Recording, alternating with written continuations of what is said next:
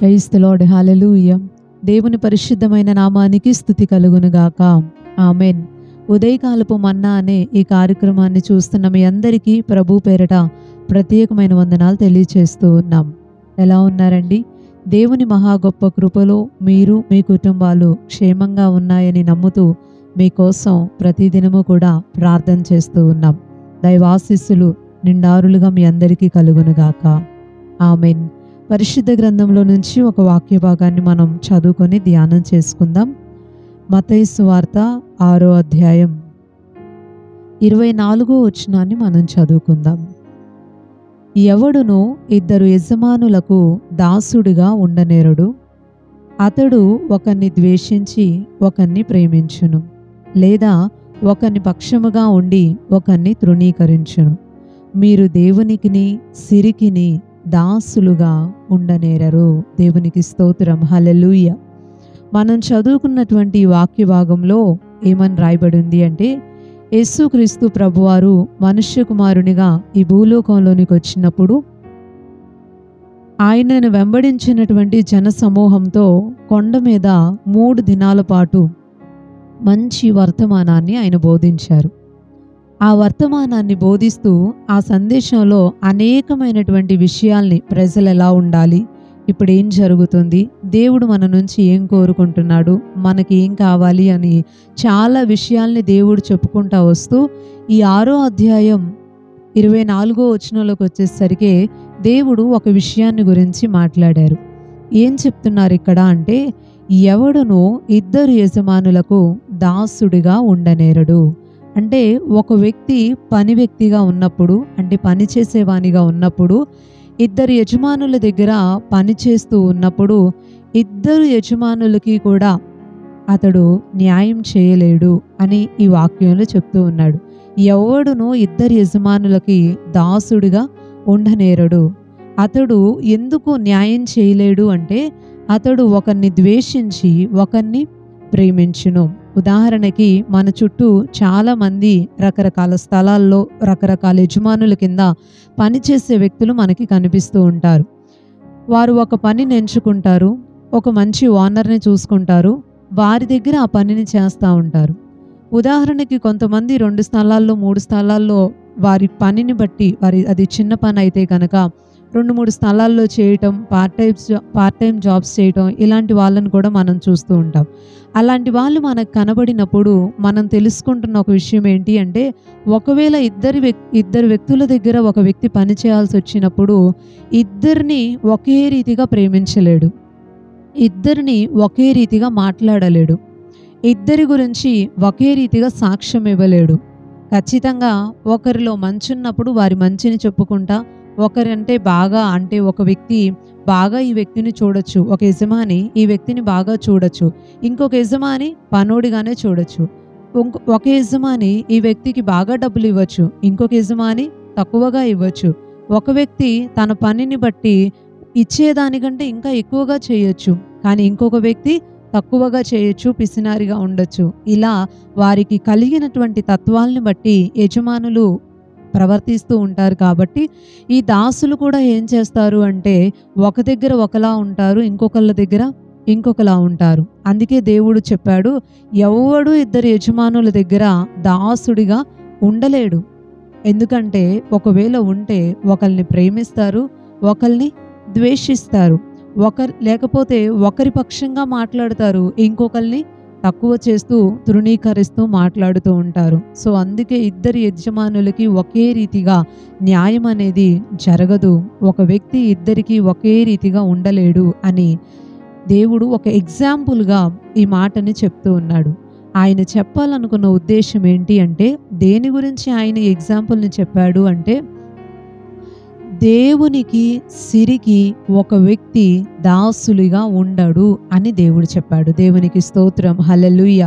అంటే ఒక వ్యక్తి దేవునిని ఎంతగా అయితే ప్రేమిస్తాడో, ఎంతగా అయితే దేవుని యొక్క మాట వింటాడో, ఎంతగా అయితే దేవుని కోసం పని చేస్తాడో, అదే రీతిలో అదే ప్రేమ డబ్బుల పైన చూపించడు.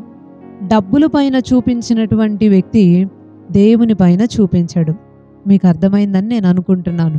అంటే ఒక వ్యక్తి దేవుణ్ణి అమితంగా ప్రేమిస్తే డబ్బుని ఎక్కువగా ప్రేమించలేడు. ఒక వ్యక్తి డబ్బుని ఎక్కువగా ప్రేమిస్తే ఆ వ్యక్తి దేవుణ్ణి ఎక్కువగా ప్రేమించలేడు. ఇద్దరికి, డబ్బులకి దేవునికి ఒక వ్యక్తి ఒకే రీతిగా న్యాయం చేయటం అనేది జరగదు. ఈరోజు మనకు అర్థమయ్యే భాషలో మనం మాట్లాడుకోవాలి అంటే, చాలామంది క్రైస్తవులు దేవుని పిల్లలుగా పిలువబడే వాళ్ళు దేవుని సన్నిధికి రావలసిన సమయాల్లో కూడా మందిరాలకి రాకుండా, ప్రభు సన్నిధి గడపకుండా చాలామంది ప్రజలు వారికి ఇష్టమైనట్టుగా పనులు చేసుకోవటానికి, వ్యాపారాలు చేసుకోవటానికి, లేదా ఎక్కడో ఏదో అవసరత ఏర్పడిందంటే, ఎవరో వచ్చారు అంటే వారి దగ్గరికి వెళ్ళిపోతా ఉపయోగం లేనటువంటి వాటిపైన దృష్టి పెట్టి మందిరాలకి రాకుండా వెళ్ళిపోయేవారు, సొంత పనులు చేసుకునే వాళ్ళు మన కళ్ళ ముందు చాలామంది కనబడుతూ ఉంటారు. ఎందుకు వాళ్ళు అలా చేస్తున్నారు? ఈరోజు ఆదివారమే, పునరుద్ధాన దినం, ప్రభు సన్నిధికి వెళ్ళాల్సిన రోజు, ప్రార్థనలు జరుగుతున్నాయి, మందిరంలో ఉండాల్సినటువంటి సమయం, ఉపవాసాలు జరుగుతూ ఉన్నాయి సంఘంలో, ప్రభు పాదాలు పట్టుకొని ప్రార్థించుకోవాల్సినటువంటి సమయం. కానీ ఎందుకు క్రైస్తవులుగా పిలువబడే వాళ్ళు, విశ్వాసులుగా పిలువబడే వాళ్ళు ఎందుకు బయట ఉంటున్నారు అంటే, వారు దేవుని కంటే ఎక్కువగా పనిని ప్రేమిస్తున్నారు, దేవుని కంటే ఎక్కువగా డబ్బుల్ని ప్రేమిస్తున్నారు, దేవుని కంటే ఎక్కువగా బంధువుల్ని, రక్త సంబంధుల్ని, ఇరుగు పొరుగు వారిని ప్రేమిస్తున్నారు, దేవుని కంటే ఎక్కువగా సమయాన్ని కాలక్షేపంగా గడపటాన్నే ప్రేమిస్తూ ఉన్నారు. దేవుని కంటే ఎక్కువగా ఈ ఇహపరమైన వాటిపైన దృష్టి నిలిపిన ప్రతి ఒక్కరూ కూడా దేవునిని ప్రేమించలేరు. దేవునిని ప్రేమించిన వాళ్ళు ఈ లోకపరమైన వాటి మీద దృష్టి పెట్టలేరు. అదే దేవుడు చెప్పింది ఇక్కడ. దేవునికి స్తోత్రం, హల్లెలూయా. ఇద్దరికీ ఒకే రీతిలో న్యాయం చేయటం అనేది జరగదు. ఒకేలాగా ప్రేమించలేరు. ఒకళ్ళని ప్రేమిస్తే ఒకళ్ళని ద్వేషిస్తారు, ఒకళ్ళని తృణీకరిస్తారు, ఒకళ్ళ గురించి మంచిగా మాట్లాడతారు. ఈరోజు క్రైస్తవులు, దేవుని పిల్లలు దేవుని విషయంలో కూడా ఇదే పని చేస్తున్నారు. డబ్బుని, లోకాన్ని, మనుషుల్ని, ఈ ఇహపరమైనటువంటి ఆస్తిపాస్తుల్ని, కళ్ళ ముందు కనబడుతున్న వాటిని ప్రేమించినంతగా ప్రభువుని ప్రేమించలేకపోతున్నారు. ఈరోజు దేవుని మాటలు వింటున్నటువంటి ప్రియ సహోదరి, సహోదరుడా, ఈ వాక్యాన్ని ఆధారంగా చేసుకొని అడుగుతూ ఉన్నాను, దేనికి ఈరోజు మనం దాసులుగా ఉన్నాం? దేవునికి దాసులుగా ఉన్నామా? లేకపోతే లోకానికి, డబ్బులకి, మనుష్యులకి, కనబడుతున్న వాటికి దాసులుగా మారిపోయామా? దేవునిని ఎక్కువగా ప్రేమిస్తున్నామా? లోకపరమైన వాటిని ఎక్కువగా ప్రేమిస్తున్నామా? పరిశుద్ధ గ్రంథంలో ఒకసారి యేసు ప్రభువారు శిలువ మరణం పొందినటువంటి తరువాత ఆయన తిరిగి లేచే సమయానికి ఆయనతో పాటు అప్పుడు వరకు ఉన్నటువంటి 12 మంది శిష్యుల్లో కొంతమంది ఒక ఆలోచన చేసుకున్నారు. ఏమనంటే, యేసు ప్రభువారు ఎంతకాలం మనతో ఉన్నారు, పర్వాలేదు, చక్కగా ఆయన ఎక్కడికి వెళ్తే అక్కడికి వెళ్ళాం, ఆయన ఎక్కడుంటే అక్కడున్నాం, ఆయన ఉన్నాడు కాబట్టి మనకు ఒక ధైర్యంగా ఉంది. ఈరోజు ఆయన శిలువ మరణం పొందాడు కాబట్టి, ఆయన మనతో లేడు కాబట్టి మనం ఏం చేద్దామంటే, మనం ఏ వృత్తినైతే వదిలిపెట్టేసి వచ్చేసామో, దేన్నైతే దేవుని కొరకు వద్దనుకొని వచ్చేసామో దాని దగ్గరికి మళ్ళీ వెళ్ళిపోదాం. మళ్ళీ మన జీవనోపాధిని మనం కొనసాగించాలి, డబ్బులు కావాలి, జీవించడానికి మనకి తిండి కావాలి, చాలా కావాలి కదా. అందుకని మనం మళ్ళీ తిరిగి మన జీవనోపాధి దగ్గరికి వెళ్ళిపోదాం, మన వృత్తిని మళ్ళీ మనం కొనసాగించుకుందామని కొంతమంది శిష్యులు మళ్ళీ తిరిగి వాళ్ళ పనుల్లోకి వెళ్ళిపోయారు. వాళ్ళ వృత్తి ఏంటంటే చేపలు పట్టే వృత్తి. ఆ వృత్తిలోనికి వెళ్ళిపోయి పనులు జరిగిస్తూ ఉన్నారు, చేపలు పట్టడానికి ప్రయాసపడుతూ ఉన్నారు. పాపం చాలా కష్టపడ్డారు, కానీ ఏమీ దొరకలేదు. జాలరులే, నేర్పరితనం కలిగినటువంటి వ్యక్తులే, ఆ పనిలో చాలా వాళ్ళకి ఎక్స్పీరియన్స్ ఉంది, కానీ వాళ్ళకి ఏ చేప పడట్లేదు. వలలోకి ఒక్క చేప కూడా రావట్లేదు. రాత్రి అంతా కష్టపడ్డారు, ఏమీ రాలేదు. ఎందుకంటే ప్రభువు లేడు కదా. దేవుణ్ణి వద్దనుకొని పనికి వెళ్ళిపోయారు కాబట్టి ఏ సహాయం కలగలేదు.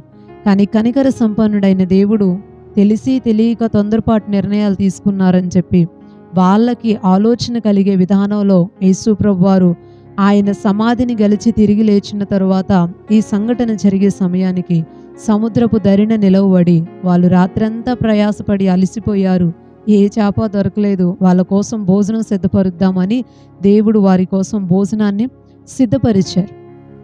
వాళ్ళందరూ యేసు ప్రభు అని గుర్తుపట్టారు. తర్వాత దేవుడు వాళ్ళకి కుడి పక్క వల వేయండి చేపలు పడతాయని చెప్పారు. వల వేశారు, చేపలు పడ్డాయి.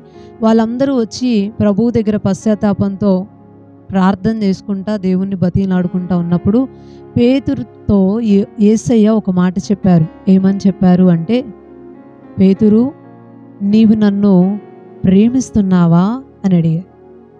వీరందరికంటే ఎక్కువగా నువ్వు నన్ను ప్రేమిస్తున్నావా అని అడిగారు. అవును ప్రభువా, నేను ప్రేమిస్తున్నాను. నువ్వు వీళ్ళందరికంటే ఎక్కువగా నేను నిన్ను చాలా ప్రేమిస్తున్నానని చెప్పాడు. అప్పుడు యేసయ్య చెప్పాడు, అయితే నువ్వు వచ్చి నా గొర్రెల్ని కాయి, నా గొర్రెల్ని మేపు, అవి నన్ను వెంబడించేటట్టుగా చెయ్యి.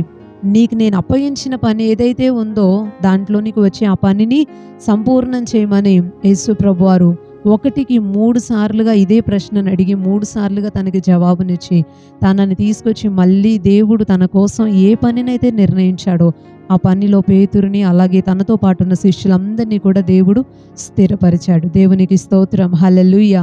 అంటే దేవునిని ఒక వ్యక్తి ప్రేమిస్తున్నప్పుడు అందరికంటే అన్నిటికంటే కనబడుతున్న వాటన్నిటికంటే దేవునిని ఒక వ్యక్తి ప్రేమిస్తున్నప్పుడు, దేవునికి ఒక వ్యక్తి స్థానం ఇస్తున్నప్పుడు, ఇక ఆ తర్వాత ఉండేటటువంటి ఆ తర్వాత మనకు కనబడే వాటన్నిటినీ కూడా తక్కువగా చూస్తాం, దేవుణ్ణే ఎక్కువగా చూస్తాం. అలా కాదని దేవుని పనిని దేవుణ్ణి మనం పక్కన పెట్టేసి కనుక ఉన్నట్లయితే, మిగతా వాటికి స్థానం ఇస్తున్నట్లయితే, మిగతా వాటిని ప్రేమిస్తున్నట్లయితే దేవునిని మనం పక్కన పడేశామని అర్థం. ఈరోజు దేవునిని కాదని, ఆయన సన్నిధిని కాదని దూరంగా వెళ్ళిపోతున్నటువంటి ప్రియమైన దేవుని బిడ్డ, ఒక మంచి మాటను మీకు తెలియచేస్తూ ఉన్నాను. రెండిటి పైన ఎప్పుడు కూడా మనం ఆధారపడకూడదు. రెండిటికి మనం ఎప్పుడు దాసులుగా ఉండకూడదు. అటు డబ్బు కావాలి, మనుషులు కావాలి, లోకము కావాలి, ఇటు దేవుడు కావాలి అంటే అది జరగని పని. దేవుడు లోకానికి దూరంగా ఉండాలి. లోకాన్ని ప్రేమిస్తే దేవుడు ఆటోమేటిక్గా దూరం అయిపోతాడు. దేవుడు లేకుండా మనం ఏం చేస్తాం? ఎంత సంపాదించినా దానివల్ల ఏ ప్రయోజనం ఉంటుంది? అంతా చిల్లి సంచులో వేసినట్టే అని బైబిల్ తెలియచేస్తుంది కదా. నాకు వేరుగా ఉండి మీరేమీ చేయలేరు అని యేసయ్య యోహాను సువార్త 15:5 చెప్పేశారు కదా. ఆయనకు వేరుగా ఉండి మనం ఏం చేయగలుగుతాం? ఆశీర్వాదాలన్నీ పోతాయి. ఈరోజు మన చేతి పనిని దీవించేది దేవుడే, మనకు కావాల్సిందల్లా ఇచ్చేది దేవుడే, మనకి ఏది ఎప్పుడు ఎలా అవసరమో సమస్తాన్ని సమకూర్చేది దేవుడే, మేలైన కీడైనా అందులో నుంచి మన కొరకు ఆశీర్వాదాల్ని అనుగ్రహించేది దేవుడే. అలాంటి దేవుణ్ణి కాదని, అలాంటి దేవుణ్ణి వద్దని కళ్ళకి కనబడుతున్న వాటిపైన, లోకం పైన దృష్టి పెట్టుకొని వాటిని ప్రేమించి మనం వెళ్ళిపోతే మన జీవితంలో మనం చాలా కష్టాన్ని ఎదుర్కోవాల్సి ఉంటుంది కదా. యేసు ప్రభువు లేకుండా మరల తిరిగి వృత్తిలోకి వెళ్ళిపోయినటువంటి పేతురు, అతనితో ఉన్నటువంటి శిష్యులందరూ కూడా ఎంత కష్టపడినా, వాళ్ళ పనిలో నిర్భరతనం కలిగిన వాళ్ళైనా ఒక్క చేప కూడా వాళ్ళకు పడలేదు. దేవుడు లేకుండా ఎంత ప్రయాసపడినా ఏ ఉపయోగం ఉండదు కదా, ఏ ప్రయోజనం ఉండదు. ఇంకా ఎందుకు లోకాన్ని ప్రేమించాలి? ఇంకెందుకు మనకి తెలిసి కూడా లోకంలో ఉన్న వాటిపైన దృష్టి నిలుపుకోవాలి? దేవుని కంటే వాటికి మనం ఎందుకు ఎక్కువ స్థానాన్ని ఇవ్వాలి? ఒకసారి ఆలోచించండి. దేవుడు మన నుంచి కోరుకునేది ఆయనతో సహవాసం, ఆయన దగ్గరికి రావటం, ఆయనని ప్రేమించటం, ఆయననే ప్రథమంగా చేసుకొని ఉండటం. ఈరోజు దేవునికి మనం దాసులుగా మారిపోవాలి. మిగతా వాటన్నిటినీ కూడా పక్కన పడేయాలి. మనకి ఏం కావాలో, ఎప్పుడు కావాలో, ఎలా కావాలో అన్నీ కూడా దేవుడు చూసుకుంటాడు. మనం ఏం కంగారు పడాల్సిన అవసరం లేదు. దేవుణ్ణి ఎక్కువగా ప్రేమించండి, దేవునికి ఎక్కువగా స్థానం ఇవ్వండి, దేవునికే దాసులుగా మారిపోండి. సమస్తాన్ని ఆయన నిర్ణయించిన సమయంలో మనకి అనుగ్రహిస్తాడు. దేవుడి కొద్ది మాటలు దీవించునుగాక. ఆమేన్. ఒక చిన్న ప్రార్థన మనం చేసుకుందాం. పరిశుద్ధుడు అయిన తండ్రి, ప్రేమ కలిగిన ప్రభువా, ఈ ఉదయకాల సమయం నీ సన్నిధిలో మంచి విలువైన మాటల్ని ధ్యానించుకునే కృపనిచ్చినందుకు నీకు వందనాలు. ఒక వ్యక్తి ఎప్పుడూ ఇద్దరు యజమానులకి దాసులుగా ఉండలేరు. ఇద్దరిని ఒకే రీతిగా ప్రేమించలేరు. ఇద్దరికి ఒకే రీతిగా న్యాయం చేయలేరు. అలాగే నీకు, లోకానికి మేము న్యాయం చేయలేము, ఒకే రీతిగా మేము ఉండలేము అని నీ మాటల ద్వారా తెలియపరిచినందుకు నీకు వందనాలయ్యా. ఎంతోమంది ప్రజలు లోకాన్ని ప్రేమించి నిన్ను విడిచిపెట్టారు. దయతో ఈ మాటలు వింటూ ఉన్నప్పుడు వారి హృదయాల్లో నీ కార్యం జరిగించండి. మరలా తిరిగి నీకు స్థానాన్ని ఇస్తూ అన్నిటికంటే అందరికంటే అధికంగా నిన్ను ప్రేమిస్తూ నీతోనే ఉండే కృప, నీకు దాసులుగా మారి నీతోనే ఉంటూ నీతో స్నేహం చేస్తూ ముందుకి కొనసాగే భాగ్యాన్ని ప్రతి ఒక్కరికి మరలా తిరిగి అనుగ్రహించమని వేడుకుంటున్నామయ్యా. ఈ ఉదయకాలపు దీవెనలతో మీరు దీవించండి. ఎంతమంది పశ్చాత్తాపంతో ప్రార్థించుకుంటున్నారో అందరికీ మీ సహాయాన్ని దయచేయండి. పరిశుద్ధాత్ముడా, ఈరోజు వారు చేస్తున్న పనులన్నిటిలో కూడా మీరు తోడుగుండండి. ప్రయాణాల్లో క్షేమం దయచేయండి. పనులన్నిటినీ కూడా మీరు ఆశీర్వదించండి. మంచి వ్యాపారాలని, మంచి పనులన్నిటినీ కూడా దీవించి అనేక మందికి దీవెనకరంగా ఉండునట్లుగా మీ సహాయాన్ని అనుగ్రహించండి. పసిబిడ్డలకి, యవనస్తులకు అందరికీ తోడుగా ఉండండి. వారి ప్రయాణాల్లో తోడుగా ఉండండి. మంచి చదువుని, జ్ఞానాన్ని, మీ సహాయాన్ని అనుగ్రహించమని కోరుతున్నాం. మంచి భవిష్యత్తును వారికి దయచేయండి.